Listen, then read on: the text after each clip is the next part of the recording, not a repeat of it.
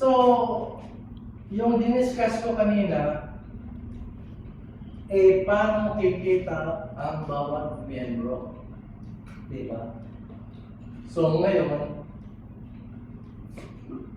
pwede naman natin pakitain yung barangay or yung outreach organization or yung church organization.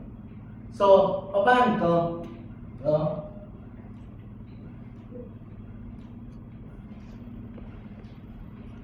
Yung barangay, bibigyan natin ng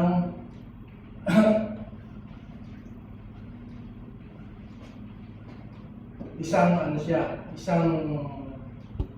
slot, no? Lumalabas, parang member na rin siya, no? Pero, hindi lang isa, gagawin natin tong tatlo. No? Ngayon, dahil sa tatlo yung slot niya, ang pwedeng kitain ng barangay is times 3. Dito. So, dito, 12K, dito, 30K, dito, 300K. So, paano mangyayari magiging times 3? Kasi ganito. 1, 2, 3.